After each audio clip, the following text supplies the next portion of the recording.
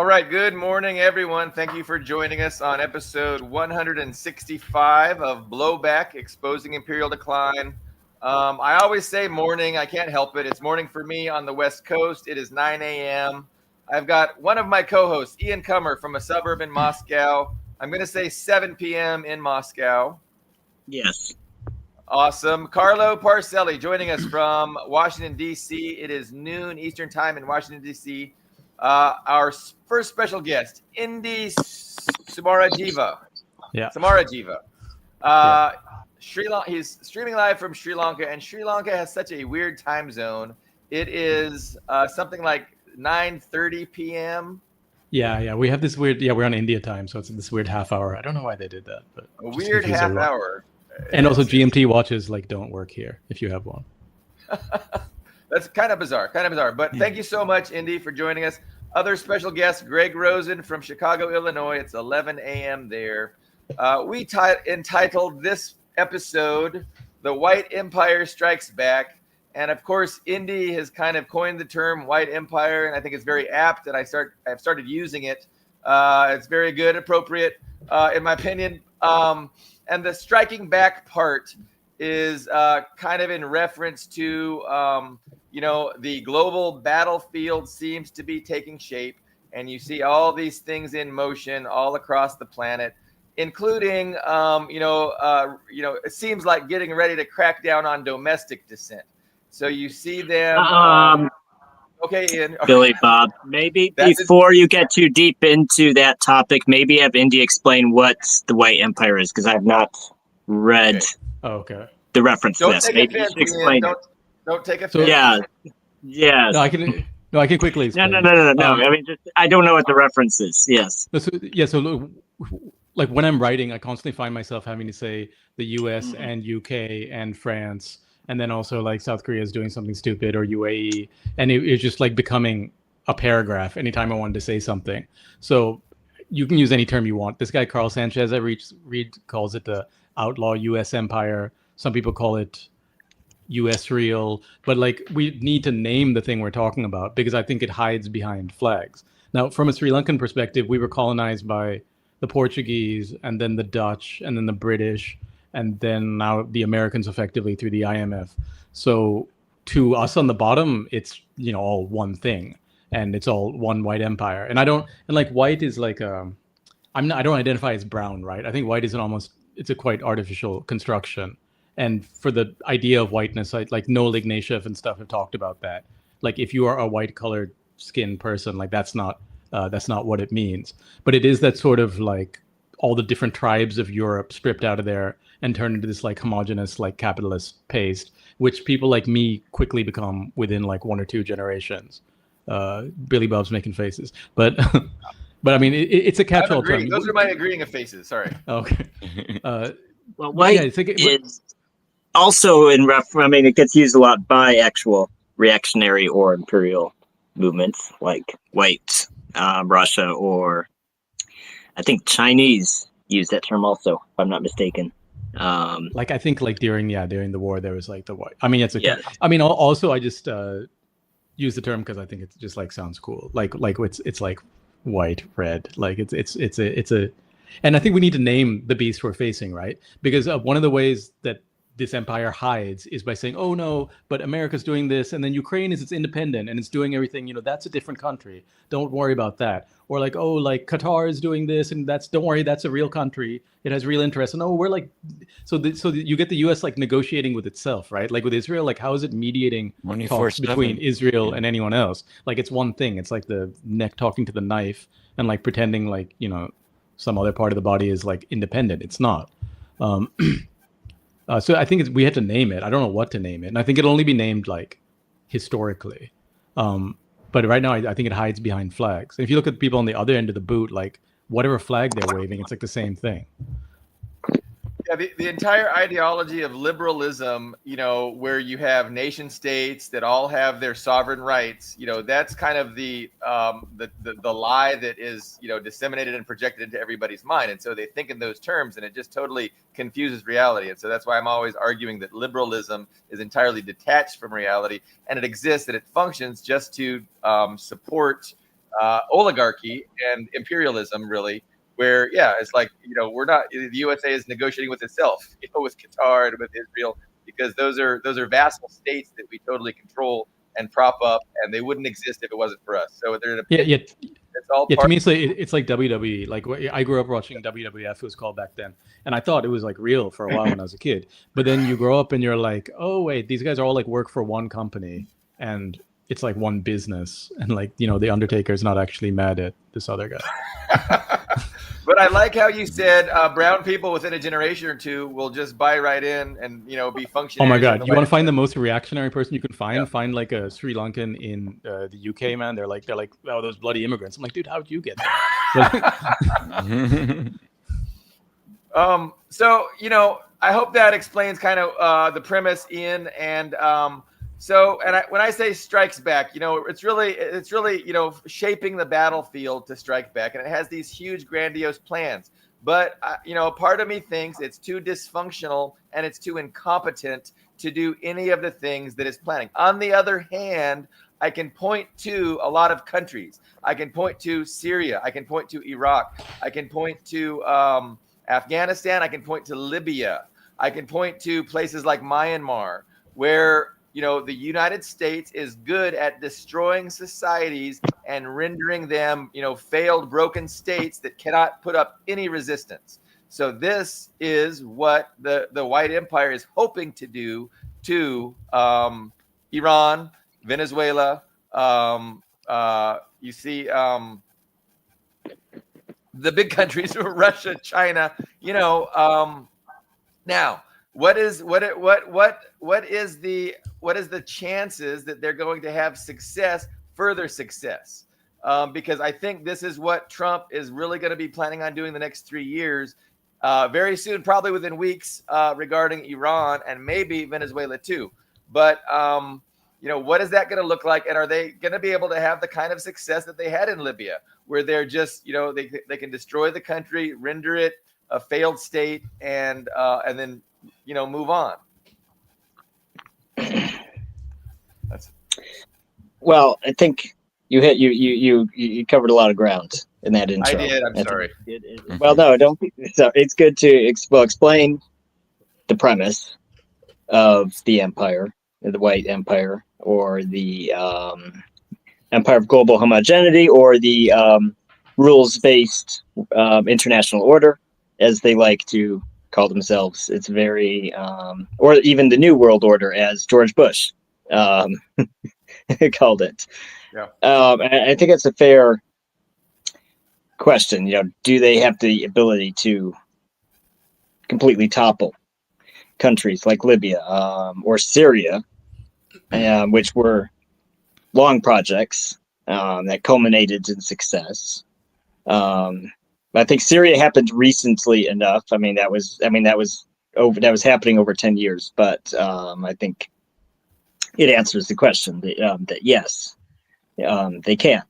And I think even Israel surprised everyone with the methods they use to weaken Hezbollah in Lebanon to the extent that they did. I think that because people were looking at their past, conventional warfare in southern Lebanon, and it did not go well for them. So people were wondering what was going to happen, and they did. They were actually successful. Then they followed that up with Syria, which whatever support Iran was providing to movements in the Arab states, those two blows really did a lot to strengthen Israel's position. As far as what Trump is doing, because you mentioned domestic dissent, I think we also need to bring up, I think it's actually important to bring up what he's doing to Europe and Ukraine, because he was I can end the war in 24 hours guy,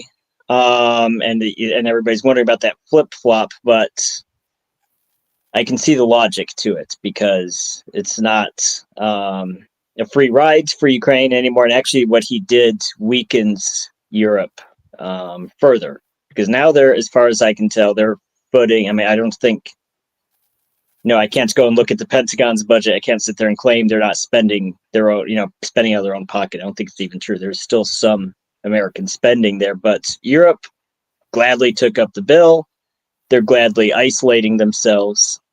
They're even now this week talking about, because they already mostly decoupled from Russia. Now they also want to decouple from China, which isn't going to hurt China that much. I mean, it'll be annoying short term to lose that market, but it's going to hurt Europe a lot more than it'll hurt China. So eliminating Europe, the European bloc as a competitor, is, I would say, a huge win for Trump and the USA, which sees Europe as a competitor.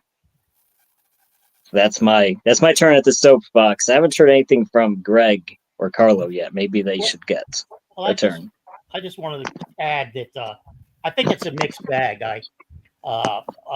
Obviously, there have been indications that the white empire, specifically the U.S. empire, but more extensively throw in the EU, has begun to fracture a little bit, to weaken. There was in 2018, the United States launched a very violent coup against Nicaragua, and Nicaragua once again held firm. You have Colombia, Venezuela's neighbor. They now have, for the first time in my living memory, have a left-leaning, rather progressive, if you want to use that term, president, who just made the last delegates from Israel get the fuck out of the country, leave. But then you do have your Syrias. But if you want to extend it to the EU, and you can look at Africa. You not only have the Confederation of Mali, Niger, and Burkina Faso that is holding firm against France, and has a very powerful weakening effect on the French economy. But now you have Ghana and Senegal and a number of other countries, Chad, that are thinking of are trying to leave the fold. Yet on the other hand, you have the war in Sudan, which is primarily a creation of the United States to thwart Russia from building a port along the Nile in eastern Sudan.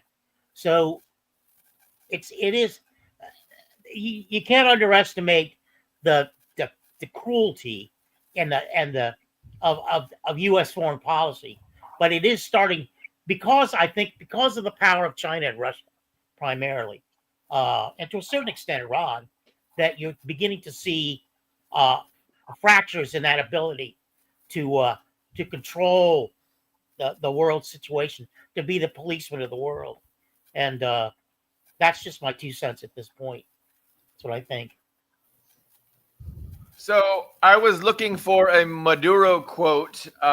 He really nailed Javier Milei and what his purpose was, and Maduro was proven correctly maybe a day ago, when Javier Milei opened up his military bases in Argentina to the United States.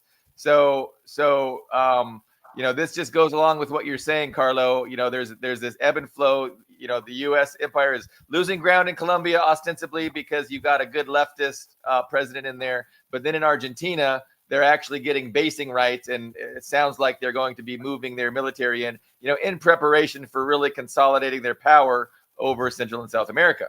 But so Indi, I want you to convince everyone that we don't have anything to worry about, that that the United States is like a bumbling drunk in a bar, trying to get across the bar, but keeps getting involved with all these other. So you make a persuasive and compelling case, but what are your thoughts on the strategy and the likelihood that they're going to be successful in what seems to be shaping up to be this effort to maintain their hegemony, defeat Iran, defeat Russia, defeat China, defeat Venezuela, et cetera, et cetera, et cetera. So I don't know if I can reassure you. I'm scared of the empire, man. Like as Carlos said, there's really no limit to the evil they'll do. Yeah. And they're quite happy to. So what I was writing something today about how, in the mafia, you make your bones, right? Like you kill someone and you join the mafia. They made their bones on World War II. So in World War II, like white empire as it was run by Britain effectively at the time kind of collapsed on itself. And America was able to go around and swoop up the spoils. They were able to swoop up like all the old UK military bases and essentially through their media arm take credit for winning World War II, which really the USSR did. But that's sort of their business model, is while the rest of the world is at war and at chaos, we can make money and we can succeed. So if you look at it in terms of a business, which I think is the only way to really analyze it, there's no particular moral component to the empire anymore. If you look at it as a business, then the business model has changed. They're not in the same position. So right now, China is kind of in that position where everybody is fighting. And then, all the drones in Ukraine and Russia, both sides, kind of coming from China. China is the one whose productive capacity is able to increase without being demolished. So America, like the trying to cross the bar and getting punched by everybody else. You're talking about Argentina and Venezuela and even Syria. I mean, it's terrible for the people that live there. But if you're looking at a great power conflict, those are not strategic points. So I've been playing Axis and Allies recently, and like you can go and like take Brazil and like Morocco or something, but that doesn't really help you if, say, Japan or whoever you're fighting is building up their productive capacity and you're not doing much to them. So China's more in the World War II position. I mean, I suppose unwillingly, but all these people are fighting around them, but they're still able to build up their capacity and they're not really fighting with anyone. And there's actually one quote from, to me, he's not even the worst European, but from Adolf Hitler, which I think he analyzed. I can't find a reliable translation of Mein Kampf, but I'll read to you because I think Hitler is at least an honest European. But he said, so he described he said, many contemporary European states are like pyramids standing on their apexes. The European territory which these states possess is ridiculously small when compared with the enormous overhead weight of their colonies, foreign trade, etc. It may be said that they have the apex in Europe and the base of the pyramid all over the world. Very different from the United States of America, which has its base on the American continent and is in contact with the rest of the world only through its apex.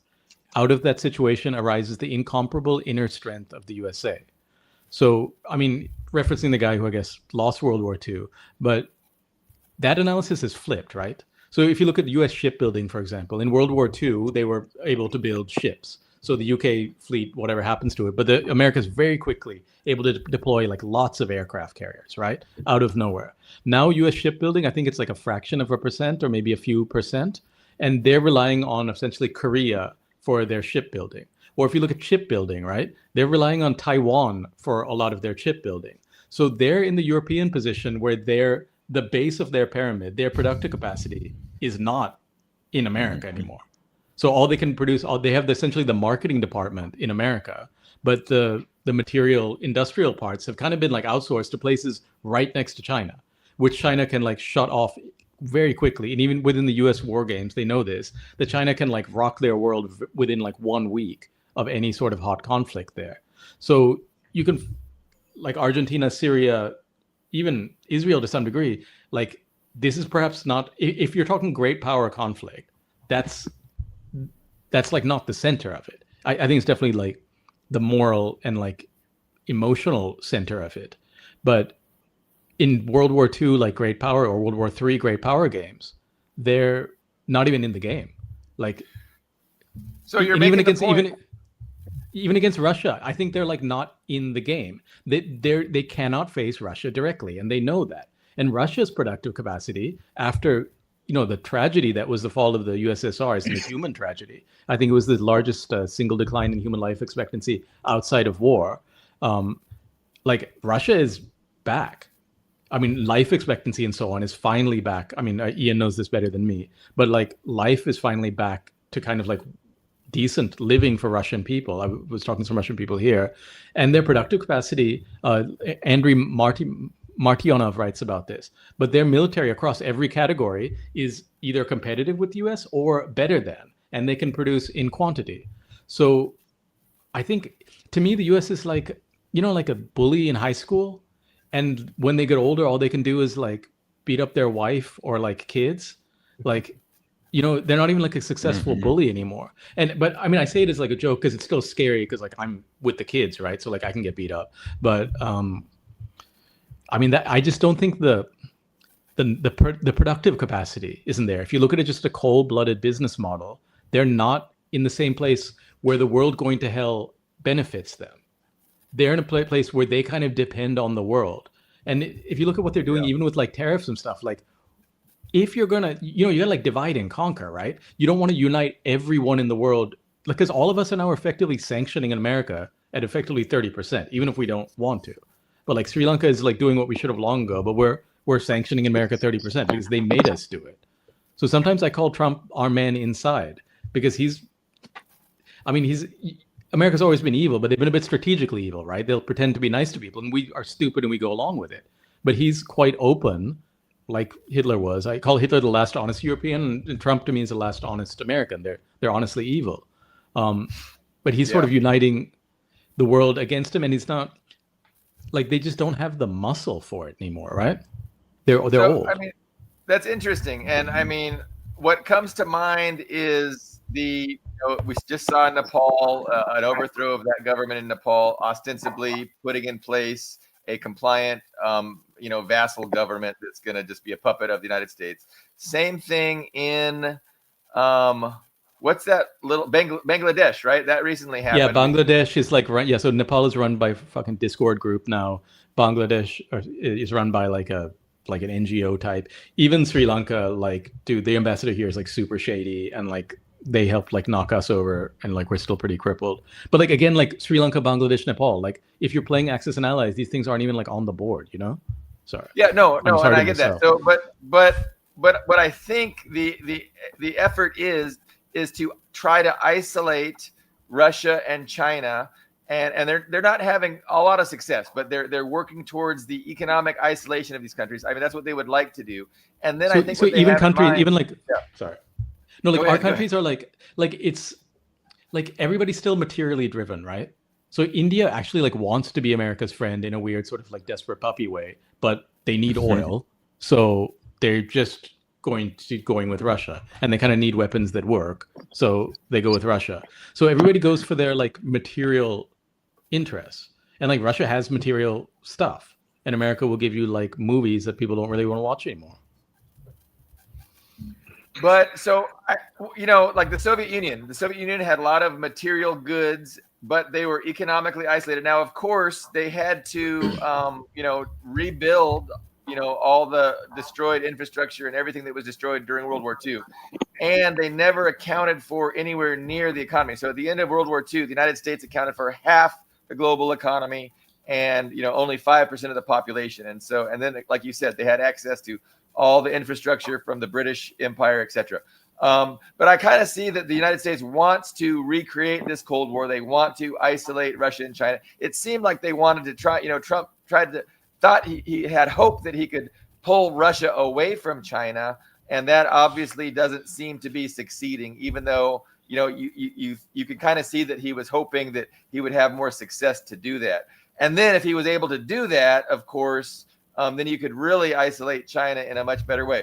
But yeah, again, the difference is, and the problem is, from the Cold War analogy, is that China is the United States, just as big and strong of a manufacturing and an industrial base as the United States was following World War II. So it just doesn't seem like, any way you cut it, they're going to be able to engage in a new Cold War that's going to be successful to them, even though that kind of appears like what they're trying to do. Does anyone here know about Madagascar? Yeah, no, I don't. About to show that. Because I don't, unfortunately. I'll be honest. Are there protests in Madagascar? Anyone know about that? I would hazard a guess that they're backed by the usual USAID, a criminal element. People generally don't protest about increased economic relations with China. That's like if you read The Economist sort of issue. Like in Sri Lanka, when we had increased economic relations with China, we just like got more roads and like ports and stuff. People weren't like, I hate the road. I don't know the Madagascar situation at all. Sorry. No, I don't. About the I don't retain what I read. I It's want to interesting point about out that. one other thing about Trump, though, in particular. I mean, is Trump hastening the demise of a U.S. power? Because look at take for instance Qatar. Qatar gave him this plane, this boondoggle of a plane. Now, I don't know what the dispensation of that plane is going to be. Whether Trump will house his family in it or what. But what the quid pro quo turned out to be was a military security arrangement with Qatar that the United States will back Qatar if it is attacked. That's so that some couple of kids from Kansas can get their heads blown off for Qatar. Now, I mean, that seems to be a little too shaky. I mean, trading a plane for a military security arrangement seems to be a bridge too far. And I think the way that Trump shoots from the hip, doesn't it seem like that he's hastening the demise of the ability of the U.S. You're nodding your head yes, Greg. You want to add to that? Yeah, I mean, he's wrecking, I would say. Not even hastening the demise. Indi wrote a column a few days ago, How It Ends the Coming Market Crash. I think, look even more than our deindustrialization and overextension and problems with production. We're teetering on our, Suez Canal crisis moment a lot more than we are about starting a new Cold War. Well, as far as Qatar goes, Qatar is a U.S. ally. You can look it up. It's openly stated as a major U.S. ally. There is a major Air Force base there. When I was in Kuwait, many people would go on leave to Qatar or would go on missions to assignments to Qatar. So it's not. So making a defense treaty with Qatar, I'm actually surprised there wasn't already one, honestly. So it's not. So to answer Carlos' question, no, I don't think that's something Trump just spontaneously came up with. I would go so far as to say that treaties like that don't happen overnight either. So that's probably something that there was already a discussion about for months, if not years. And Qatar is a U.S. ally, so it's. I mean, we can, you can have everybody has their own opinion on the relationship between the Arab states and the Gulf states and the USA, but it is what it is. Qatar and the USA are allies, so it's not. I also don't think it has anything. The bombing too, from Israel's bombing. Well, it's healing, trying to fix the damage. It's possible it's related to that. I have a feeling that Israeli strike Qatar knew about because it's. I mean, I agree with you. It's astonishing for Israel to just bomb some people in a third country. To say, oh well, there's these Hamas negotiators who haven't even been in Palestine for years, and just saying we're just going to bomb them. When they showed up for a negotiation in a third country, just bombing them. I mean, it's outrageous, and it's also kind of disgraceful on the USA's part because the American defenses apparently, as the story goes, Netanyahu called ahead of time and said, "Hey, we're bombing Qatar."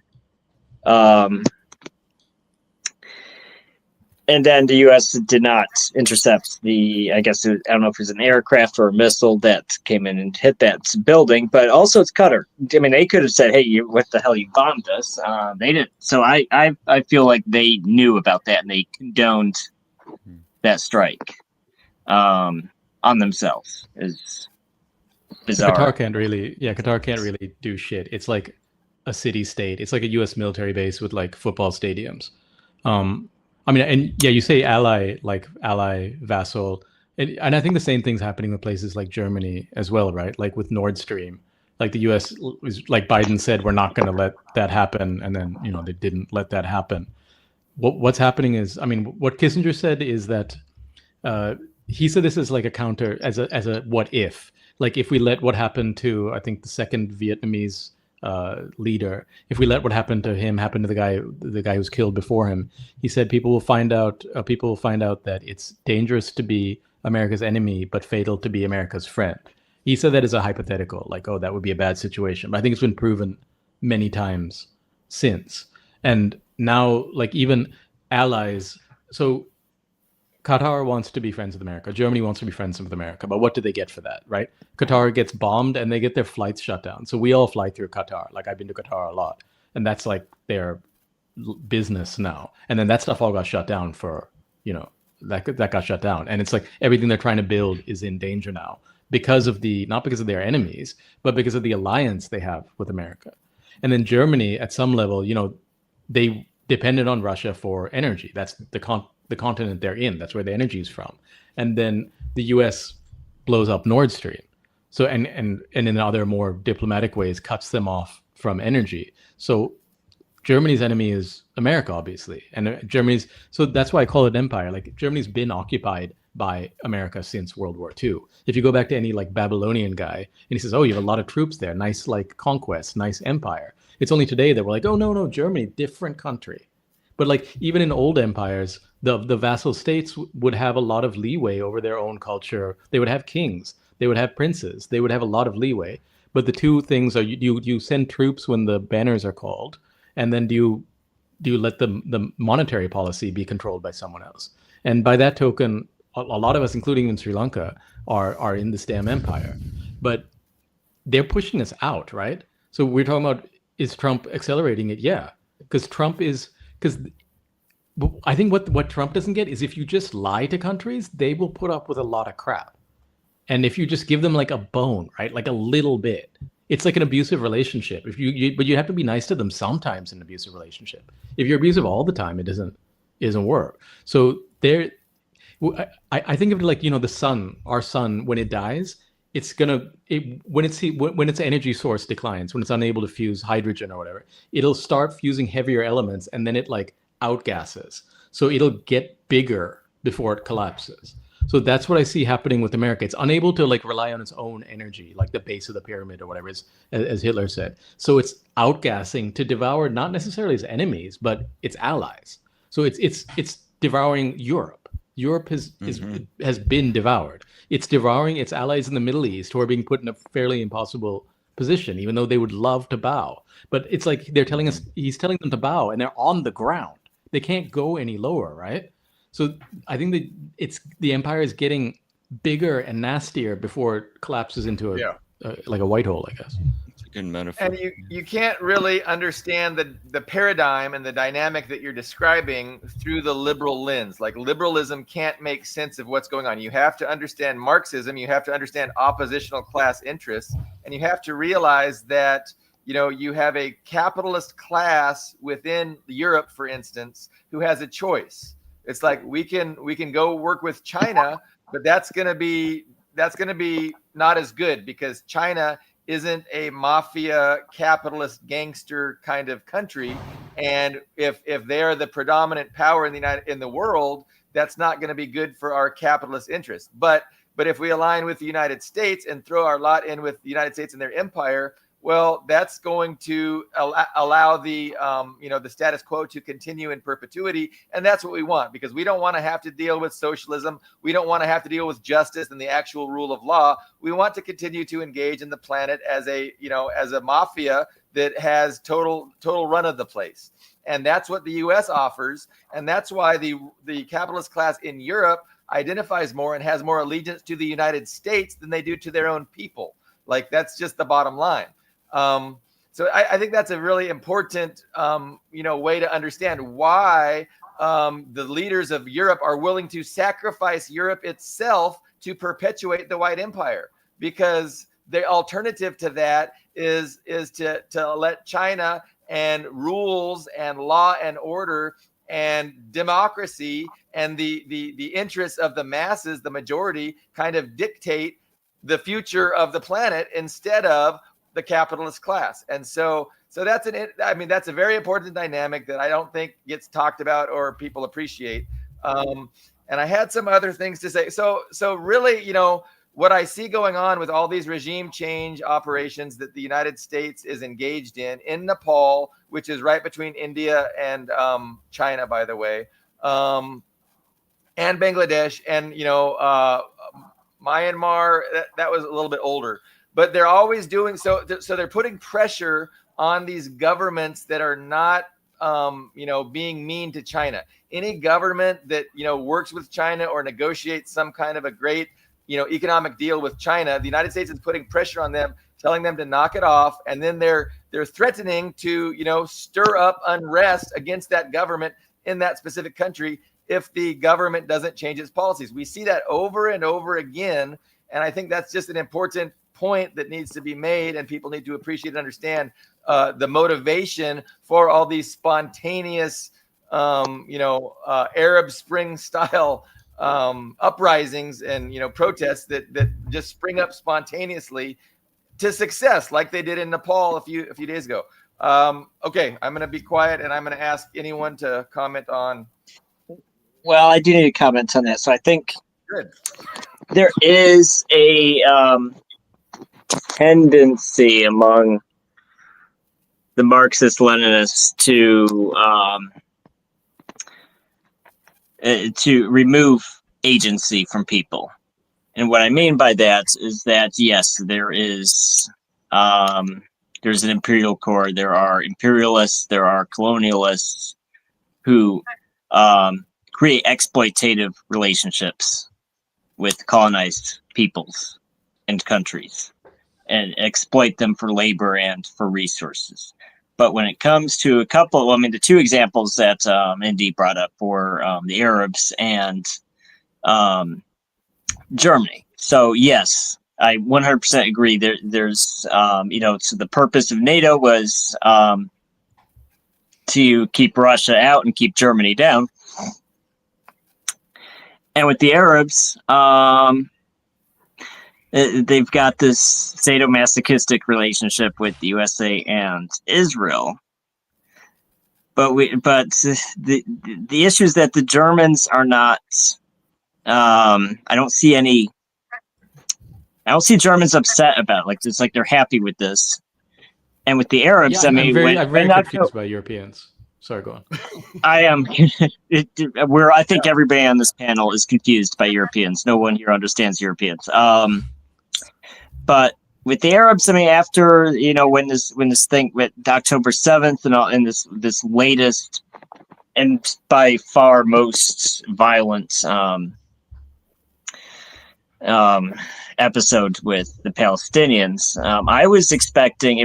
All my predictions about what was going on in Gaza turned out to be wrong because I was sure Israel was going to do something for a few months, declare victory, and end it. And the reason why is because the Arabs are their lifeline. Because if the Arabs just embargoed Israel, they would be done. It wouldn't even matter what the USA or Europe did because the Arabs could just say, we're not going to do anything with Israel anymore. If everybody took the Yemen route that Yemen did, there would be no Israel.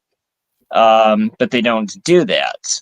And I brought this up on this show before. I'll say I am disappointed in Arabs. I'm not Arab, so I can't do anything about it because it's their choice. But they have these governments that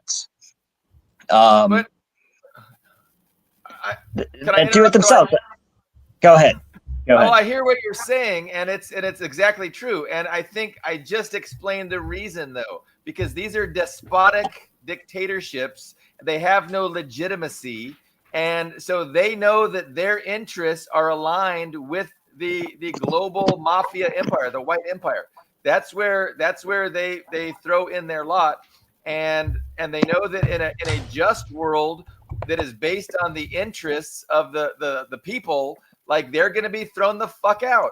So it just makes sense that they were propped up by the United States or by the white empire, and so they align with the white empire, and they're going to do the bidding of the white empire, and that's why we see what they're. And thank God for Yemen, and the resistance, Iran and all the resistance in that area. But it just it makes sense to me that these despotic families that have been propped up into power are aligning with the white empire. I mean, it's not a mystery. Well, I mean, and I just have to disagree with that. Because I've been to Kuwait City. I've spent a considerable amount of time. I've seen Iraqis, and the reality is that they're not. They have the governments that they do, but they're not oppressed. Those governments aren't ruling with an iron fist. If people were genuinely unhappy about their governments, they could replace them. They could. They have the power to do it. The reality is that they don't.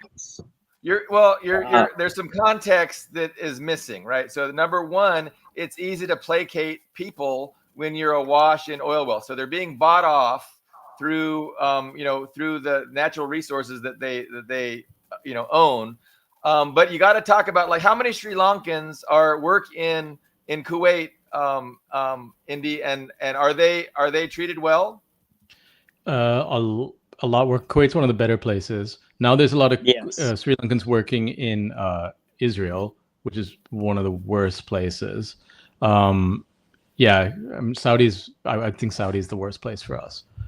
They send us back in coffins. I think so with the colonized. Right? There's millions of. There's not millions, but there's hundreds of thousands. Yeah, there's a lot, okay. And it's a huge part of our economy, and we're also tied up in it.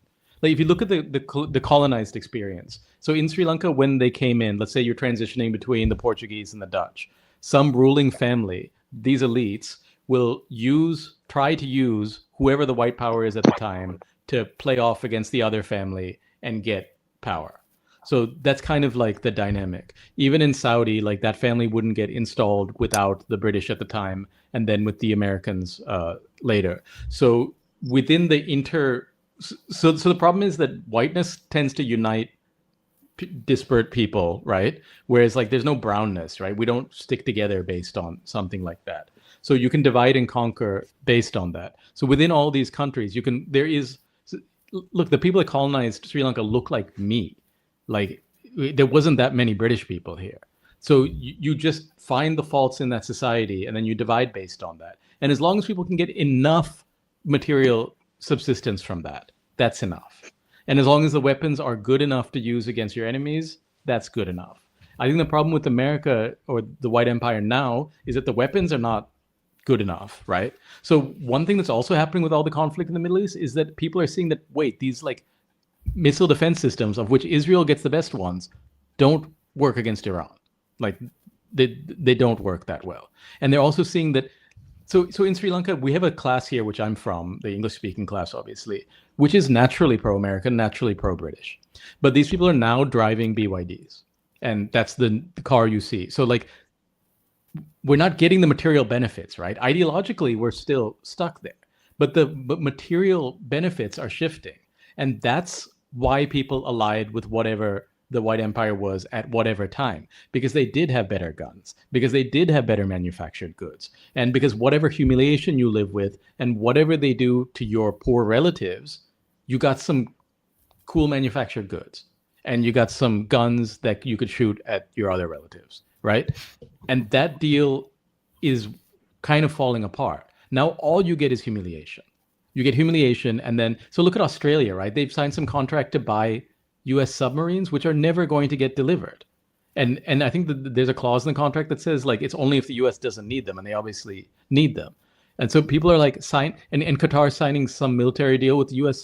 For what? They got bombed immediately. They'll get bombed whenever anybody feels like it. They're discovering what the Native Americans knew all along, which is that these treaties are worthless. And people will put up with the humiliation. They will put up with all sorts of nonsense, but the material benefits have to be there at some level, and I think that's fading, and more people. So Saudi, I think, has a military deal with Pakistan now for the Islamic bomb, right? So Saudi has a deal I think it's actually a mutual defense treaty with Pakistan, and everybody saw with the Pakistan India war how whatever Chinese technology, which is not even 2-3 generations back, was able to like shut India down. Indians, if you're watching this, I'm sure you're freaking out. But I mean, I think objectively, like the Chinese technology is leagues ahead of whatever like Frankenstein, like French, like USSR technology the India was using.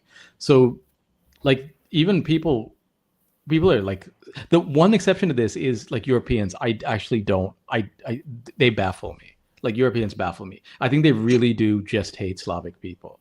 And they really do like just hate. I don't know. I can't understand what else is motivating them. Because I mean, they don't seem to have a sense of self-interest, and they're more like war rabid than the Americans. You triggered two thoughts in my brain, Indi, and the first one was Pakistan. And I'm just reiterating the same point over and over, and I apologize for being one-track minded. But remember Pakistan? They had a very popular Democratic politician, Imran Khan, and he very vocally told the United States in a big speech, we are not your bitch, essentially. And I forget exactly what word. Yeah, then America was like, yes, you are. Like, yeah, no. And so we saw what happened to him. Immediately, he was put under house arrest, where he has remained, even though by far and away, he is the most popular politician in Pakistan. But here's the thing.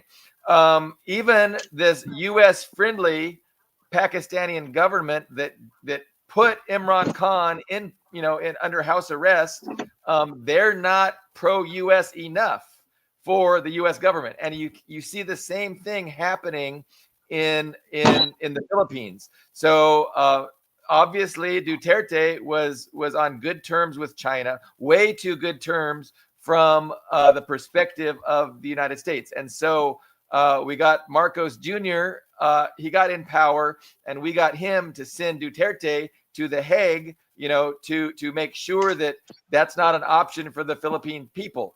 But even Marcos is not pro-U.S. enough, because you have the United States stirring up protests in the Philippines to put pressure on Marcos, to make him be more anti-China, and really probably because we want him to sign up the Philippine people as cannon fodder against China, just like the Ukrainian people are cannon fodder against Russia, is my guess. But these are the, you made me think of Pakistan and how it's a weird dynamic. So yes, they did declare that Saudi Arabia would now be under their nuclear umbrella. And so they're definitely aligned to the U.S. in many ways, but at the same time, they get a lot of their weapons from China. And so I think the United States is constantly putting pressure on them to have a more anti-China stance. But yeah, how all this plays out is the big question. And, I would like to think that the American empire is too hubristic, incompetent, and dysfunctional to ever succeed in these grandiose plans of, once again attaining total unipolar hegemony, like they enjoyed following the decline of the Soviet Union in the 90s. That's the moment they're trying to recapture. Well, I think Go ahead. I think one important thing to remember about America is they haven't been able to field like a proper conscript army since Vietnam, and they haven't been able to field even a mercenary, or I guess call it professional army, since Iraq. And they're relying on proxies now. And so it's completely proxy driven. So I actually say that they've been in long retreat since Vietnam. They've been pulling back. They can do what is essentially luxury terrorism, right? Which is just which is like terrorism. They can kill children. They can bomb hospitals. They can kill journalists.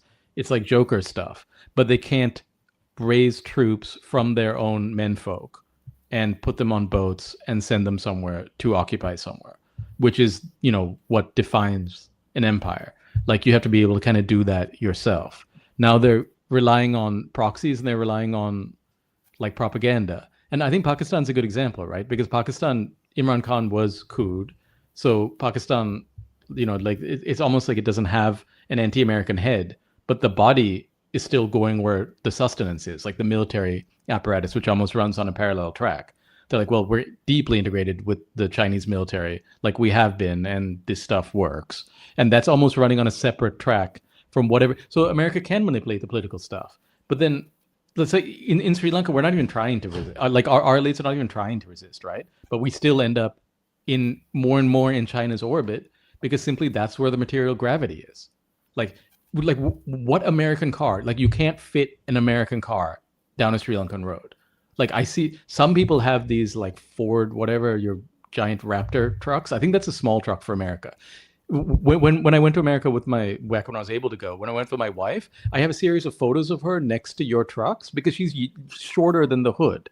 So these are like, even if we want to like buy America's like buy our products, even if you hold a gun to our head, like we can't afford them and we can't fit them.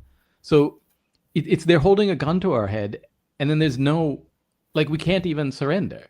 So we just have to, like, even if we want to, we can't go back into their manufacturing orbit, into their trade orbit, because there's no gravity there.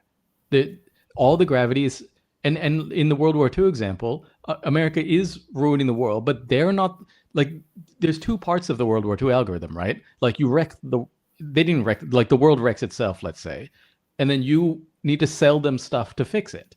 America cannot do that. America cannot like lay a kilometer of rail unless they can't rebuild a bridge. They can't like, even if we were to surrender, there would be nothing, like we couldn't finish the deal. Like Trump can make deals all he wants, but he can't close them. So all they can do is it's just luxury terrorism now. I like that. That is some great analysis. I've talked a lot. Anybody else have any interesting thoughts they want to share? Well, I have a question for you guys. Oh, sorry. Go ahead. Well, I have two questions. One is just like, what is wrong with Europeans? That's just troubling me. And two, like another question I have is, if there is a financial collapse in the U.S., how do you think that would affect their foreign policy?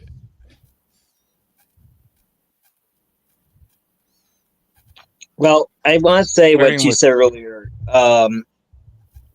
Not being able to understand Europeans. I mean, I can't for the life of me understand Europeans either. And I have to agree with you that it just seems like they hate Slavs, and they will defund their own welfare systems to hurt Slavs more. So it's like Americans and black people, basically. Black people, white Americans and black Americans, it's different. I think it's different than we're talking about with Europeans. Like they don't. There's a joke in America. There's a joke in America that Americans would rather like not have healthcare or not have public transport or whatever than share it with like black people. I think that was true in the 1960s. It's less true now. I mean, but because what we're because black people and white people do live in the same country, and we will say black Americans, African Americans, but Europeans, they don't even consider Slavs Europeans. It's like which is kind of amazing. It's like an unchanged attitude. They're good at ballet and classical music. I'm like, I don't know. Yeah, like they'll talk about like Europe and Russia and just Eastern Europe, like almost like it's a separate continent, like it's China, like it's East Asia, like it's just totally separate group of people. Like even like how like Poles like keep saying, "Oh, we're Central Europe." Like if you call a Pole Eastern, if you say Poland is in Eastern Europe, there's no one who will get more mad about that than a Pole. It's like, and it's part of it because they're Catholic. They identify with Europe. They really want to be European, and nobody. And the funny part is, no one west of Poland considers Poland Europe. If you actually even before it's changed now, but before 2022, before the special military operation, the Ukraine war, if you ask, and actually I have to say before the influx of African and Arab migration, the most hated migrants in Western Europe was the Poles, because they were in the Eurozone. And like, if you ask a European, which, migrant pisses you off the most, they say the Poles, they're rude, they're noisy, they're aggressive, blah, blah, blah, blah, blah. So they really just do not like Slavs. It's apparently to the point where they will sacrifice their own economies for it.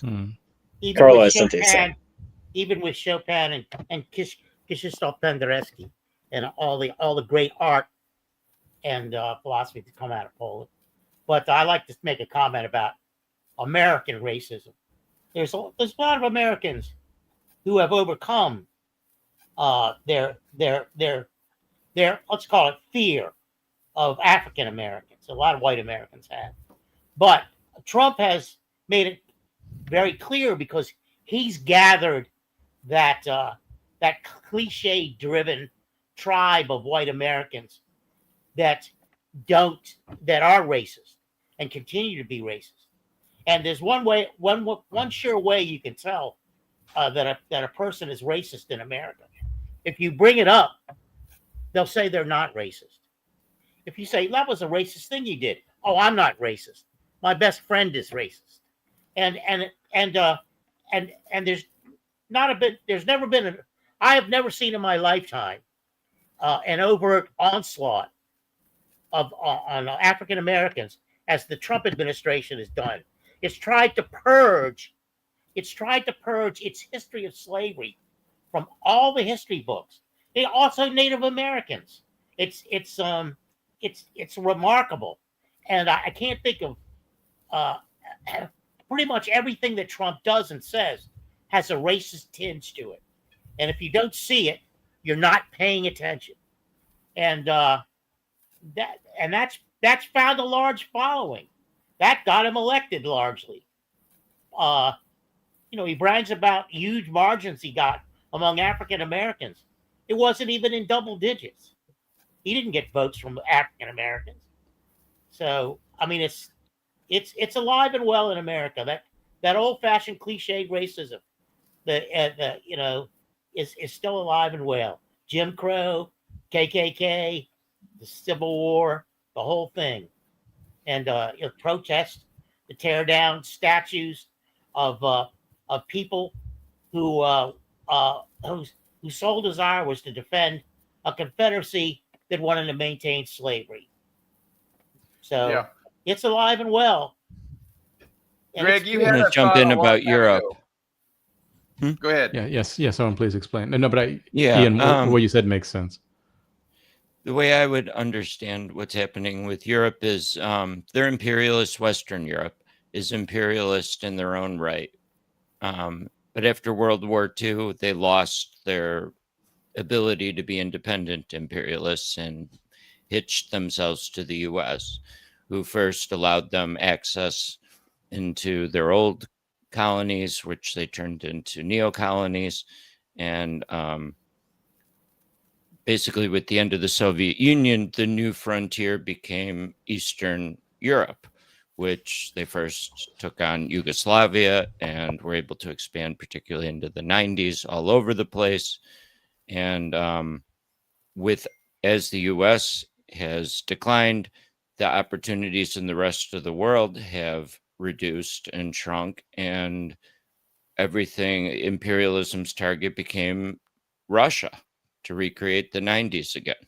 So that's where Europe is obsessed. They have no other outlets or opportunities right now. So the last big boom was the 90s. So but if everybody would just chill out. So we started this conversation talking about going to Venezuela and Iran, and I was reading somewhere, I think maybe Naked Capitalism, but how this is like a last gasp to take the oil supplies.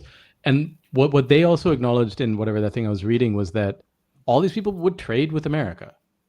Like Iran would happily trade its oil with America. Yeah. Venezuela would happily trade. Right. Yeah, I think it's like someone who just only knows how to steal, right? And they don't actually know how to go into a shop and buy something because they've just never done that before. They've only smashed the windows. They want to own the shop, Indi. They want to own the shop. They don't want to have to steal from the shop. They don't want to have to buy from the shop. They want to own the shop.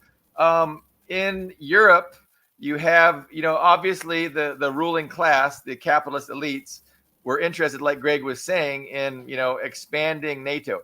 But Europe is the heart of the liberal religion. If we want to talk about religion and about proselytizing at the point of a gun, crusading the rest of the planet to embrace your liberalism and to, take on that religion. And so the people in Europe are true believers in liberalism. They are the faithful, and they have a righteous hatred of Russia, because Russia is illiberal.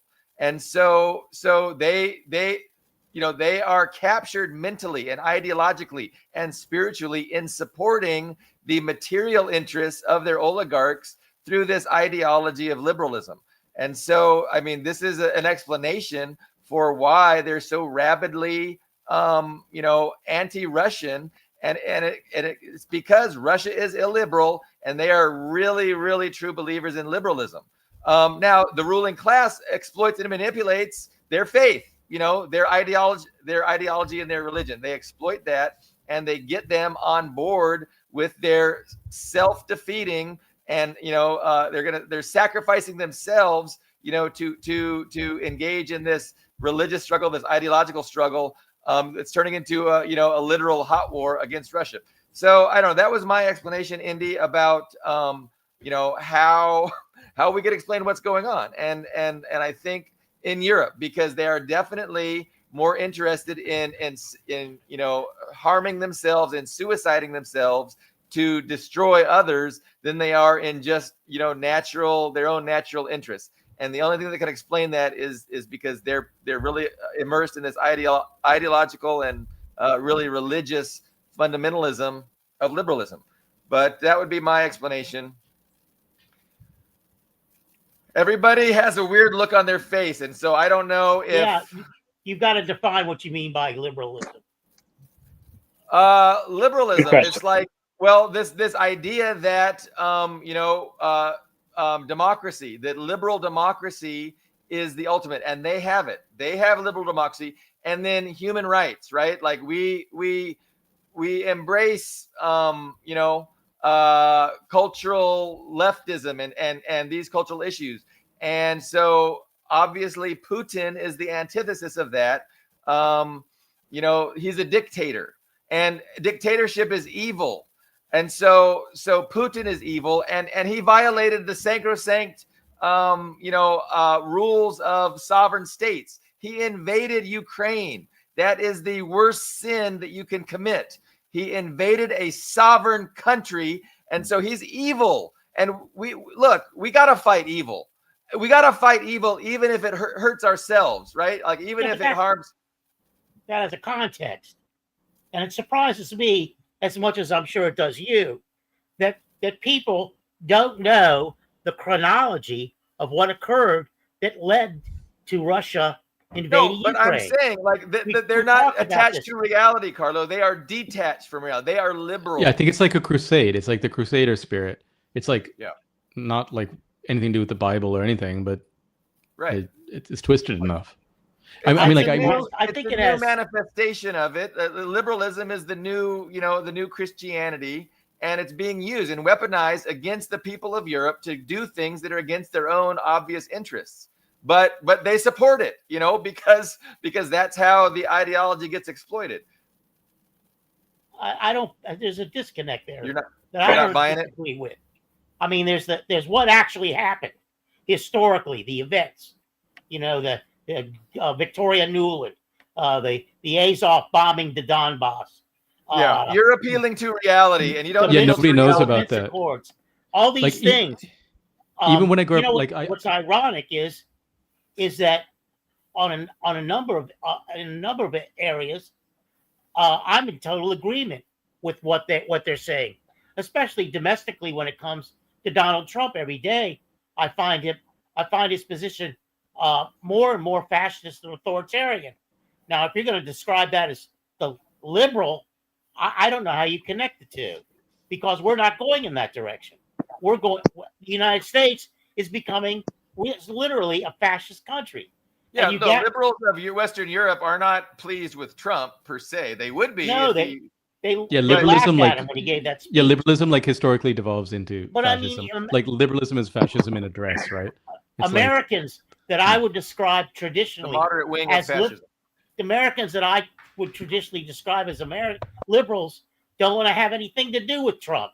There's 80-year-old women out in the street who have spent all of their lives in a liberal context who are protesting against Trump.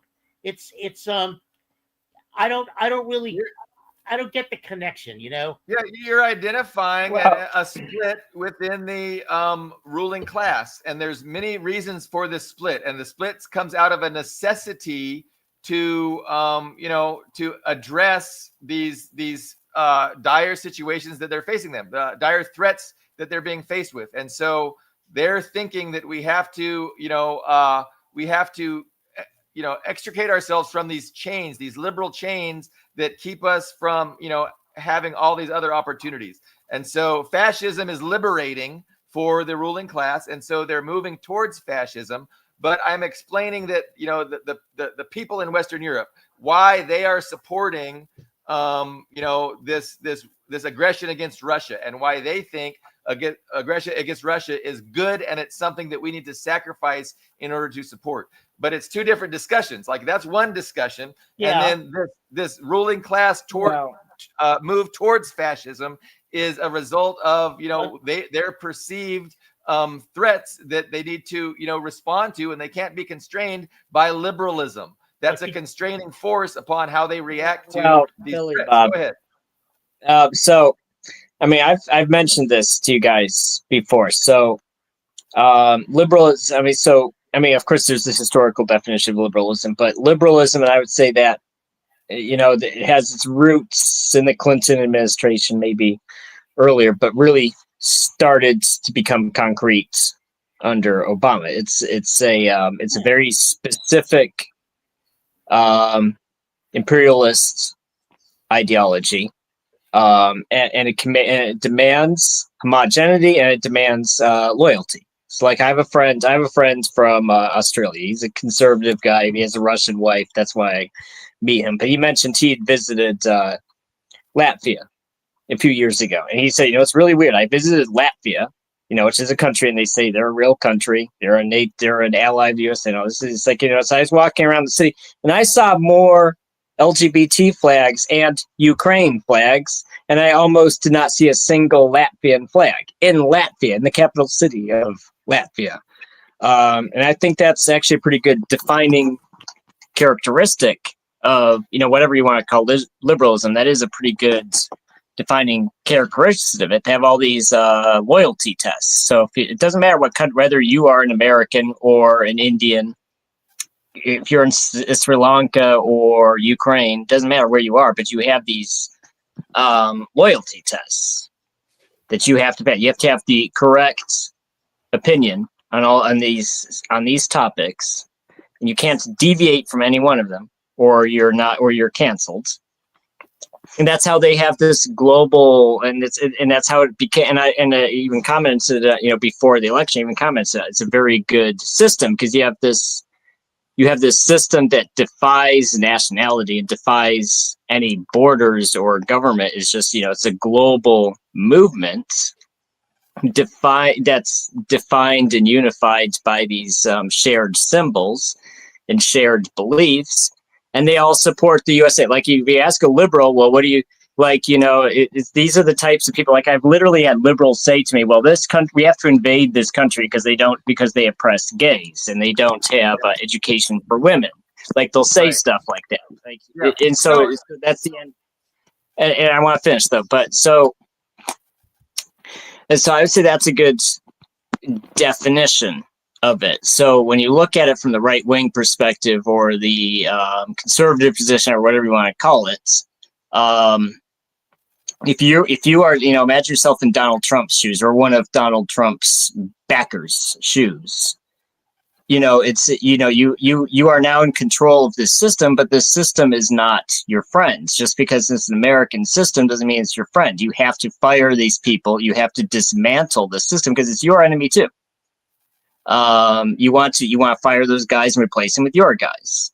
So it's logical. I'm surprised that it went that far. I mean, I think it was just kind of I was sure Trump was going to be kind of a lame duck. He's not been. I have to give him credit where it's due. I'm not happy with his Israel stance. I'm not happy that he did a 180 on Ukraine. but I have to acknowledge that that's logical what he's doing. I mean, I think what Trump appeals to is like the Democrats in their view or liberal view is that like we're on the right path, like nothing's wrong. But in people's lives, like some stuff is wrong, like things are going wrong. So Trump speaks to that, and that's what like even like I guess a fascist would do. They're like, no, we don't need incremental change, we need big change, which people do agree about. I mean, I think it's the wrong change and the wrong enemies, but he at least acknowledges the problem. So I know some QAnon people here anyway. I might have talked about this, but I prefer talking to them over talking to liberals because they at least acknowledge that there are some problems in the world. Whereas liberals are like, everything is fine if everyone just had the right beliefs. So if everyone was like gay and supported colored people and like whatever you're supposed to support, and like, you know, like I don't want that support. I honestly prefer like an American right winger who like openly hates people like me because they're honest. So, and I think like liberals will do stuff that hurt people like me, but then they'll be like, oh, but we love you, and like we wrote like a children's book about you, or like we want you to appear on this panel, and it's just like, but it's like the policies are worse. But I think I think what I support Trump for doing is he fractures that coalition which America had. America had an imperial coalition which could get the true believers who actually believed in the state religion of like human rights, like copyright and freedom, copyright, and like democracy, trademark. The true believers, right? There's people in the American administration who sincerely believe that they're doing the right thing and that they're benefiting the world. And then there's people who just want to smash a black guy's head through a plate glass window, as they say in The Departed. There's people who just want to like kick down some doors and shoot people. But they were able to put that together into one coalition. Like the people who wanted to do good in the world and the people who just who are quite happy doing bad. And now that coalition is broken and I think because like they're just running out of energy, right? Like maintaining that stuff, like you only start brute forcing things when you can't, finesse it anymore. So earlier we were talking about like how they're trying to do World War whatever. Like back in the Kissinger or whatever days, they're able to like finesse and say, okay, we want to split Russia and China. That was probably more difficult then than it is now. But they were able to somehow wedge between Russia and China. Yeah. There's no finesse to do that now. They'll just hit them both, and then like maybe like Trump will like send a tweet, like Russia, I'd like to be friends, right? Like they're just like the energy isn't there, and then the skill, they're just kind of like consistency. They're grasping competence, and that comes in. So the last thing I had to remark about was I just appreciated Ian's statement. He kind of identified the part of the religion of liberalism is really our shared values, right? And that it's these shared values that people have to take a loyalty test to. And if you're a government that doesn't share those values and not a vassal, not a puppet, not bought and paid for already and wholly owned subsidiary, then you're going to be under attack. And we are, we're required to export our religion onto you, and we will attack you relentlessly. And it's, it's through the USAID, it's through the NGOs that primarily takes place, through Facebook, social media. This is the new way of spreading, our religion. But it was the Transatlantic Alliance, right? It was the Transatlantic Alliance that was going to be the force that was going to subjugate the world and get the world to bow to our shared values and accept our shared values. And then Trump kind of put an end to that Transatlantic Alliance. He thought that's stupid. And so he has this new approach, and it's no longer, this our shared values thing. It's turning from our shared values, the Transatlantic Alliance, to a more fascisty, nationalistic kind of approach towards, global domination. But it's similar, but it's different, and it's it's slightly different ideologically, but the premise and what they're trying to do remains the same. Anyway, collapsing of rule of law, right, internationally and at home. That's what's distinguishing Trump. specifically. Putting less value in the rules-based order. And they've said that explicitly, right? Like, I mean, Mr. Hegseth explicitly said, we're not going to constrain our military to these stupid laws and international rules and things like that. Like, we're just going to bring pain and demand people submit. I mean, he said it outright. So in a million ways, you can see this. Yeah, and fuck the U.S. Constitution, too, while you're at it, right? Same thing. Yeah. Well, guys, let me put it this way. So, I see a lot of the, I have a lot of interesting people on Facebook. I'll put it that way. A lot of interesting. If Billy Bob knows, there's a lot of interesting people on Facebook. There's a lot of far right people. There's a lot of white nationalists. There's a lot of grapers on Facebook, and all these Facebook groups. But but one thing I've noticed is that you can get a far right guy to support Iran against Israel. You can convince him, even if he's against Iran, you can persuade him that, hey, look, here's the reasons you should logically be in favor of Palestinians and be in favor of Iran, right? And they'll say, well, you know what, you're right. You can persuade them. Now, I know liberals who are unironically pro-Palestine and pro-Ukraine. And I think those are the stupidest people on the planet. It's like Israel and Ukraine are allies. Ukraine sends volunteers to kill civilians in Gaza, and Israel sends Ukraine weapons. So how can you sit there and say you are both pro-Palestine and pro-Ukraine? And I asked them this. It's like, well, why aren't you pro? And they'll say bad things about Iran. It's like, well, why don't you support Iran? Why don't you support Russia? They actually have, and there's like, well, when they have a bunch of, and like I had one guy tell me, well, they don't have gay marriage in Iran, so they're worse than. It's like, are you serious? Are you serious? This morning, I had that exact conversation. Hold on, Carlo. I will literally tell them, well, don't you think it is worse? Don't you think it is worse to kill hundreds of thousands of people than it is to say gay people can't get married and adopt? And they'll say no. They'll literally say no. It is worse. It is worse to not have gay marriage. That is how far gone liberals are. That's how. If you put it that way, that puts people in a bad position. Ultimately, look, you're gonna get. I mean, you just. How is it a bad position? That's like philosophy 101 fallacy. Okay, that's like you've had 2 philosophy classes. It comes up in the second class. Now the point you tried to make is that these guys will support Iran. Well, sure.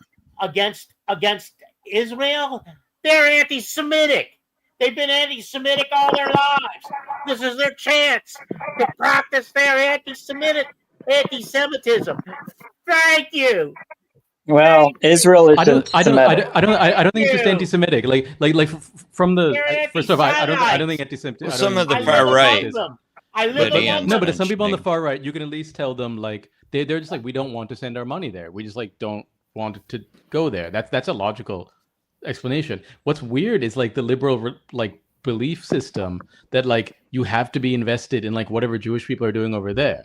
Like that's a bit weird. Like right wingers, that's not necessarily like anti-Semitic. They're like anti everybody, right? But like anti everybody, yeah. Well, I actually don't really understand anti-Semitism. Like, why is there a special category for that? It's just normal racism. And some of them are, with the position that Israel's running the U.S. Listen, I grew up among anti-Semites. I grew up among the Italian neighborhood in Washington, D.C., where I lived. And all I heard was anti-Semitic remarks, and I heard racist remarks against blacks.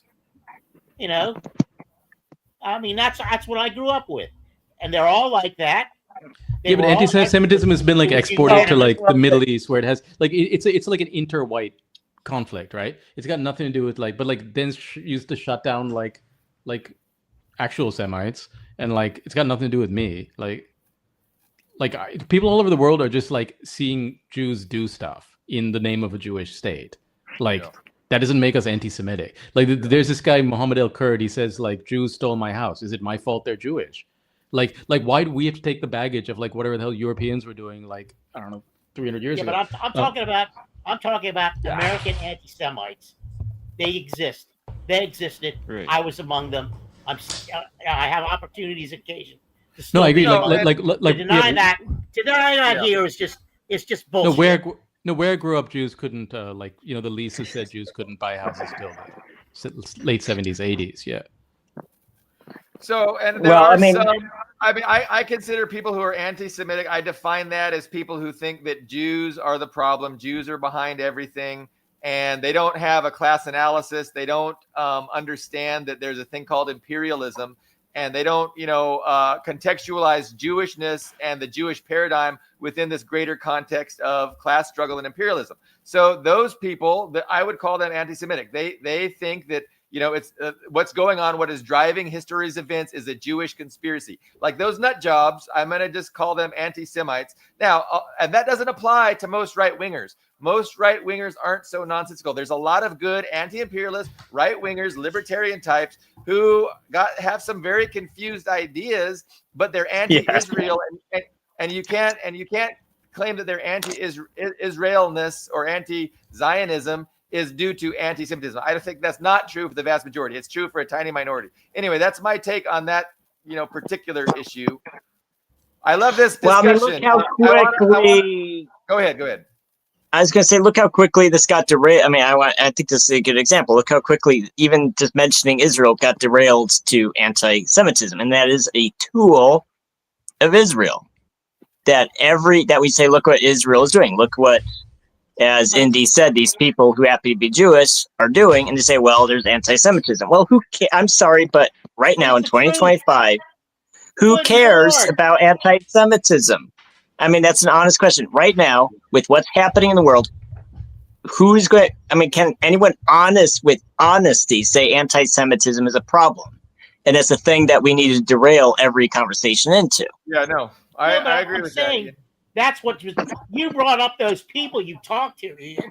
That's what I'm saying drives anti-Semitism. Yeah, I don't think. I think any normal person, an opportunity to practice their anti-Semitism.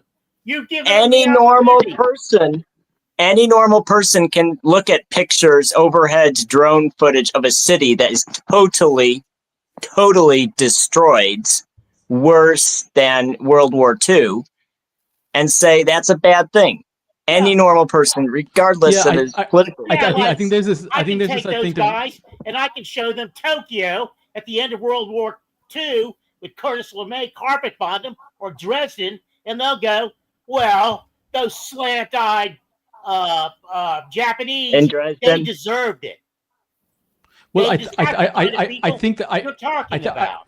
I think there is a move within the right wing to basically, they're gonna as empire collapses or whatever, they're gonna dump it all on the Jews, right? So Israel is just the tool. It's a military base.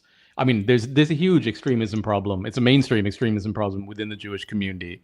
We talked about problems within the Muslim community, which is everybody from Indonesia to Saudi Arabia to Sri Lanka, very little to do with each other. But within the Jewish community, there's a huge problem, which is mainstream now. And I think it wasn't always this way. And I don't think talking about that is anti-Semitism. But yeah, Carlo is right that this isn't the first, raising of a city that white empire has done using industrial stuff. And to me, the problem with Jews is their whiteness, not their Jewishness. But it is used as a distraction, right? So now we're talking about these different identity politics within, and then, but what Ian is saying about those right wingers, I don't think it's motivated by. So the whole liberal thing is you have to have the right beliefs, and that's what explains your every action. I think they're self-interested. I think they have a sense of self-interest, and I think they're assholes, right? So they're assholes with liberals, like we were talking about the Europeans earlier. I don't even see the sense of self-interest. That's why I don't understand them. They're assholes without self-interest. So you have to divide the population. Well, they're clinging to the system they've had for decades. Well, I have to interrupt. I have to agree with Indi. I think Indi said it best, and I have the exact same on that topic. I have the exact same opinion. I think if everybody in the world just became just overnight became an asshole and was just like, you know what, from now on, I'm just going to be a nationalist. I'm going to just care about selfish self-interest, and that's it. The world would become a better place. And the reason why it would become a better place is because there's such a huge percentage of national governments that don't act out of self-interest. They act out of Washington's interests. And you see this, Europe is the extreme example. What's happening in the Middle East is another extreme example where you can literally say, I don't even understand this person. You're hurting. It's like you're punching yourself in the face, because this person on the other side of the ocean told you to. What are you even doing? If everybody just acted out of self-interest, if Germans were like, you know what, we're a pro-German, we love Germany, we love AFD, we love, we're Aryan now. If they did that, it would be better because what they're doing now is just serving a foreign empire and hurting themselves. Same thing with the Arab states. Just like, you know what, we're going to be pro whatever state we are. We're going to be pro Saudi. We're going to be pro Qatar or whatever. It would be better because they would stop doing this unhinged bullshit that's coming from Washington. And I don't think that's even who disagrees with that statement, honestly? Well, I don't disagree. And I think if they really understood their self-interest, of course, they would overthrow the oligarchies that they live under. And then they'd, implement some sort of socialist representative government that represents the people instead of the billionaires. But okay, what about this? Indi, do you want to address Turtle Soup for the Proletariat? He's saying, trying to convince conservatives to oppose systemic racism. They get emotional and refuse to acknowledge the existence. Systemic racism is more of an obstacle to improving conditions here. Do you think you agree with that? Or when I think about, you might need to put that up again. I didn't quite understand the question. When I think about a racist white right winger, right? They don't want me to be like them. They don't want me to join them. Whereas a liberal wants me to think like them and join them. So if they have their yard and I have, I'm not I'm also anti-immigration. I don't think we should immigrate there. I think it destroys our cultures. It destroys our families, our societies, our values. I also don't agree with immigration, right? I don't, if we're there, don't hit us and you have to treat us decently as human beings and so on. But me and a right winger agree on a problem. Whereas to a liberal, that isn't a problem. They think, so, they want us, it's just a bad system, but they want to do it politely, and right wingers are just not polite. So this, within liberalism, there's almost this totalitarian thing to make everybody like you. It's like an imperial drive to make everybody have the same belief system, have the same sexual system, have the same governing system. And you look at someone like Putin, that's not an ideological system there. He's just trying to do the best thing for Russians. That's kind of just what motivates him. There isn't and even China, they're not certainly not anymore. They're not trying to make people like them. They're just trying to do the best for China and then deal with other people predictably, more importantly than anything, and respectfully. And what Ian was saying, if that's self-interest, if everybody acted the whole League of Nations, United Nations was based on that idea of sovereign states acting out of their self-interest, that theoretically should balance. But what happens is, as Ian was also saying, people have gotten lobotomized to act in this vague liberal, completely abstract, made up, effectively religious interest, and things have gone haywire. But wait, that's try to suppose. Yeah, improving conditions here. Sorry, go on. This is a nation of immigrants, and the fact of the matter is, what that's a fancy way of saying colony, man. Immigrants are just colonizers. What they're trying to do is they're trying to eliminate lynching of black people. That's the history of them. They're trying to get the women to vote. That's their history. They're trying to improve the lives of the people within the country. Let's face it, no matter what you think about it, that's their history. They don't want to see gay and LGBTQ people murdered on the street. And I can tell you some stories about that Because baby, I was around during the AIDS thing, and I worked with a gay friend very closely about that. And I can tell you the kind of violence those people faced. And Malcolm X. You don't want to hear the stories. Carlo, that's what liberals are about. Now you could put all that down, and you could say, don't evangelize about it. I think evangelical. But you're wrong. liberalism is a testament. They have the right to do that, and they should keep on fucking doing it. I think liberalism is a testament to the evil. That's the moral position. I think liberalism is a testament to the evil things you can do with good intentions. I think liberalism. Different cultures. I think I have a feeling Ian is Carlo, because it has the conservative context. It has the right kind of white leaning that Liam needs to function. I understand that. I've understood that from being on this show with him for a number of months. He didn't have to tell me that. I could hear it. Okay. A lot of liberal ideas. I agree with just McGregor. And I know what he's going to say about the military. Women can't be in the military. And hopefully minorities can't be there. I hate to, Carlo. Could you just let Indy talk? I'm sorry. You've had I know. I understand what Carlo's saying, and I just want to say one other thing. I mean, you have McGregor talking about women not being in the military. He doesn't want them on the front line. Well, they're not on the front line. They could certainly operate drones from Florida. Okay. But so that's bad, man. That's bad. I don't want women included in that. I don't want bias. That's misogyny. I know, but Carlo, even just look at that example, man. So freedom, you got to free your women by droning us. Come on, man. I'm not for that. Listen, Carlo, can I say two things? Can I say two things before I forget them? I'm here on this panel with two guys that were in the military. Carlo, can you let him talk? I was a draft dodger. I was a draft dodger during the Vietnam War. No, I'm not saying that. But Carlo did not bomb you personally, Andy. You should be grateful. In the context of McGregor, he's wrong. He's wrong. So, let me just say two things, Charles. Toward Bethlehem, Yates. I love that reference. No. Let me say two things. A lot of liberal stated values, I agree with. Just like I agree with basically everything Jesus said in the Bible.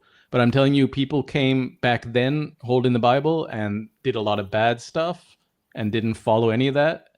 And people came holding whatever your constitution is now and did a lot of bad stuff and didn't believe in any of it. I think liberalism is it's a testament to the evil people can do with good intentions and how good intentions can be weaponized to do great evil. And sometimes I don't know if this idea exists in Western philosophy so much, but I mean, within the Hippocratic Oath, there's the idea of just do no harm, right? Because if you go in blundering in thinking we're going to save the world, you kind of wreck it. And whether I don't think you're right to have female drone pilots or whatever, just keep that shit to yourself, man. Honestly, just keep that shit to yourself. Jump in. That's true about any culture. Greg? My God, the Mongols, they impose their will. Yeah, but we don't. Okay. Not really, man. It's the Mongols let them they killed you once, they let you kind of keep your whatever system you're doing. That's just every culture tries to impose its will on other cultures. Greg, you had some thoughts. Yeah, like Billy often says, liberalism is the ideology of capitalism, right? And it's the freedom of property rights to liberate capitalists and the rule of law, plus civil rights for everybody else. Universal civil rights. That's what liberalism originally is, right? So the reason it's become so toxic in the US is liberalism has expanded civil rights to whole new groups over the last 50 years. At the same time, the pie has shrunk because the US economy has stopped growing and wages have stagnated. So what would be pretty ordinarily supportable universal good values, like expanding everybody's rights, has happened at a time when everybody's getting less and less. So it's stirring up a lot of resentment. And it's easy for the ruling class to pit these identity groups against each other due to the decrease in our access to material goods because of the shrinking economy. The shrinking pie. Exactly. No, great analysis. This is an enjoyable discussion. Indi, I wanted to plug Indi before I forget. Indi has his own website. He puts out articles regularly. They're short, entertaining, and highly insightful. And so in the link of this video is just a link to his website. I encourage everybody to check it out. It's just really good writing, hilarious and insightful. So having said that, I want to continue this discussion on any topic that is motivating to people.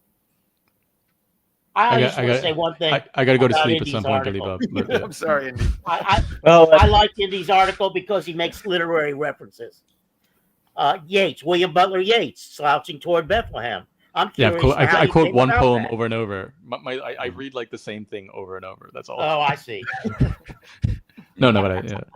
I mean, here's just my statement. And again, I have to agree with Indi. I'm agreeing with Indi a lot in this show. No, and I think you and I don't actually politically agree on a lot of finer points, but generally, yeah, I get you. Yes, but I mean, what you said about the drone strikes. I mean, because right now my girlfriend's in our dacha in Crimea. So when you're in Crimea, I mean, it's far away from the fighting, but it's close enough, and there are strikes in Crimea, so you can actually hear the missiles and the drones. You can actually you can't necessarily, you probably can't see it, but you can hear the air defenses working. You can hear the drones. You're actually close enough to hear the explosions.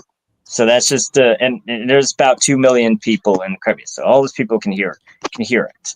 So when liberals sit there and say, well, gay marriage, well, transgender rights, well, women's bathrooms. I mean, it's just like, okay, those are all fine. I understand why you might have an opinion. I'm not saying it's bad to have an opinion on those things, but why should someone who is literally worried about drone strikes care about your bathroom issues?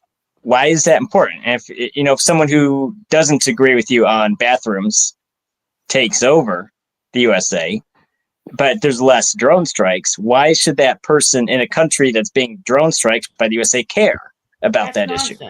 That's just false. How is it nonsense? It's just a false equivalency.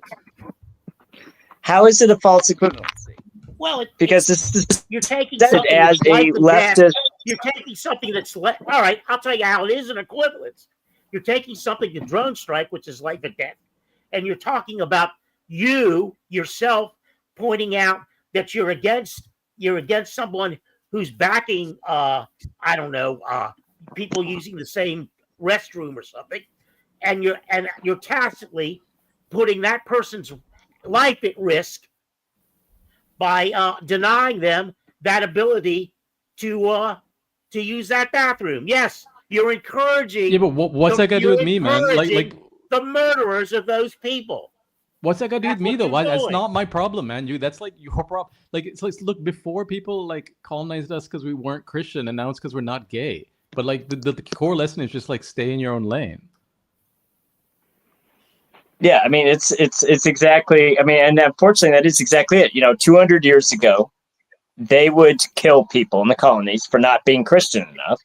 And now it's literally you're not gay enough, so it's the same. So how is it a different argument? And I got nothing wrong with being Christian, or nothing wrong with being gay. But it's you're killing people who are gay. That's what's happening. Don't twist. But how is that for a person in Crimea? Right now, man? Who's being killed for being gay right now in America? What's that? Who's being killed? Who's being killed? It's like a hypothetical thing that people made up, and a made up fear is used to cause real fear in other people. It's here, violence against LGBTQ and gay people is through the roof.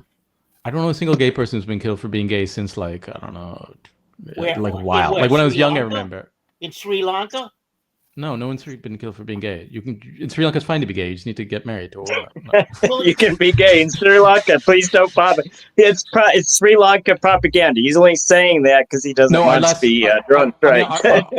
Our last prime minister is like widely acknowledged to be gay.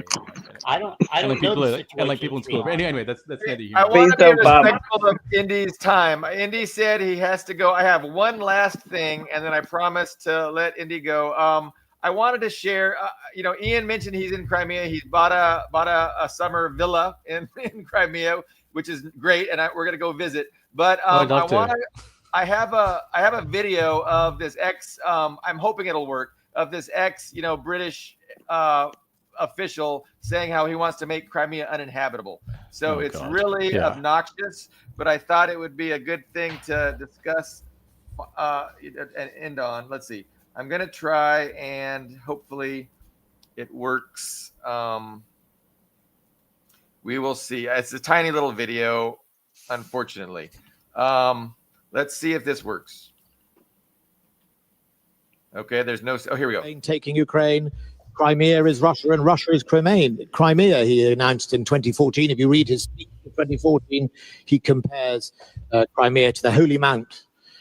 So we have to help Ukraine have the long-range capabilities to make Crimea unviable. We need to choke the life out of Crimea. And I think if we do that, I think Putin will realize he's got something to lose. If it is not inhabitable or not possible for it to function, and that bridge, we need Taurus in from Germany. We need to smash the cursed bridge because that's an ego, that's a statue to Putin's ego. And I think if we do that, Putin will suddenly realize he's got something to lose. Well, that's interesting. So it's the same thing. We're going to turn Crimea into Libya. We're going to turn Crimea into Iraq, into Afghanistan, into Syria. That's what they're about. And it's like... It's just terrorism, right? Except directed at one person, Putin. It's like we want to terrorize, show Putin that there's a cost. So you want to scare one guy by attacking and making life uninhabitable for 2 million people. So Does he realize that Putin can make life uninhabitable on the island of Great Britain? Yeah, one lives in hope. But again, the thing is, does he really care? Because he's probably pretty wealthy and he can go to Portugal and live in the ocean, off the ocean. They might be willing to sacrifice, obviously, the working class and the certain geographies. They'll just sacrifice them because it means so much. I mean, that's how psychopathic they are. So I do want to say that I think a lot of this anger directed at the Crimean Bridge for Russia, or even Chinese infrastructure, what is it called, the Three Gorges Dam. Yeah. They're always talking about, we can blow it up. I think a lot of the anger is that those countries can build things, can build really great things. Like the Three Gorges Dam is a marvel of engineering. The Crimean Bridge is a marvel of engineering. It's actually, it's not a new idea. The Soviet Union actually wanted to build that bridge in the 1950s. They couldn't because the technology just didn't exist. It wasn't a viable idea to build a structurally sound bridge that far. But now it is. But they did eventually build it. And what we just can't. Western countries. And I think if you want to. Also things like shipbuilding, which Indi mentioned, that stuff like that also. But just the ability to want to build something and actually build it, we've largely lost that ability. I mean, you see all these failed. I don't know about Europe, but in the USA, definitely there's all these failed projects. We want to build a high-speed train. We can't. We spend $5 billion and nothing gets built. We want to build a new bridge. It goes, 200% over budget. It's so, things have so deteriorated and become so corrupt, like a banana republic. It is like, we talk about third world countries, and when they say a third world country, what do they usually mean? They mean a country that has a high level of corruption. Money just gets stolen. Nothing gets built. Well, if you use that definition of a third world country, the USA is a third world country, because you say, here's $10 billion, build a bridge, then there's $10 billion or $15 billion spent and there's no bridge. Well, I think that's a motivation for a lot of the anger, because you see these other countries that we see as inferior to us, culturally and perhaps racially inferior to us, are building these things, and we can't. So rather than fix ourselves, we just fantasize about using our super weapons to destroy those things. It's jealousy, it's envy. So that's my closing thought, if you will. Hey, I hope your DACA is safe. I don't think Dacha. I don't think his bluster has any teeth behind it. You know, I think it's empty rhetoric. But they are psychopaths, and so it's just so fascinating. We're living in the most interesting times of the last 100 years, probably. And so we will return and reconvene on Tuesday. I want to thank Indi so much for joining us, and Greg as our special guests. So thank you, Billy. Yeah, thanks for inviting me. It was our pleasure. So we will see you guys soon. Thank you very much.